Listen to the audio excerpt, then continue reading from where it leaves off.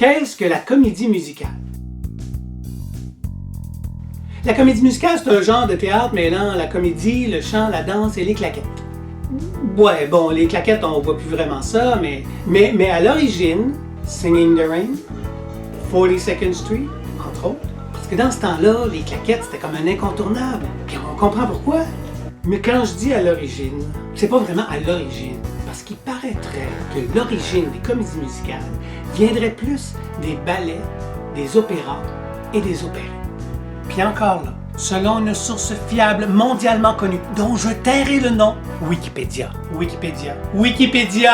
Les premiers balbutiements de la comédie musicale seraient apparus en 1285 pendant le tournoi de Chauvency, un tournoi de chevaliers, là, où dans l'animation, on pouvait retrouver une petite pièce théâtrale à thème amoureux où les acteurs improvisaient et s'exprimaient en chantant, dansant et mimant leurs sentiments.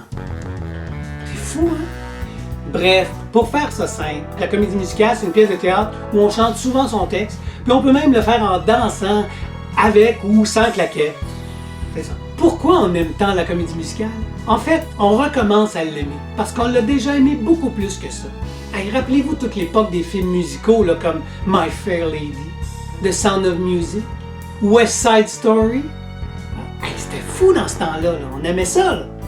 Oui, qu'on aimait ça. Après, il y a eu une certaine baisse, mais de nos jours, c'est vraiment de plus en plus populaire. Parce qu'aujourd'hui, tout le monde aime la comédie musicale. Ouais, bon, peut-être pas tout le monde. C'est correct. Si certains spectateurs sont des passionnés de comédie musicale, c'est vrai qu'il y en a d'autres qui sont juste pas capables. Et se mettre à chanter quand on parle à quelqu'un, pour eux autres, ça se peut juste pas. C'est correct. Même. Mais pour d'autres, la comédie musicale, c'est juste plus d'intensité. Puis on aime ça, l'intensité. En fait, on aime ça chanter au Québec. Ben, pas juste au Québec, vous allez me dire, mais quand même. On veut chanter, on aime ça chanter. Les chorales n'ont jamais été aussi populaires. Avec les émissions comme Star Academy, La Voix, là, tout le monde veut se mettre à chanter. Avec ou pas de voix, on veut chanter. Plus que ça, on veut en plus exprimer tout son côté artistique au grand complet. Pourquoi? Parce qu'on veut de l'intensité.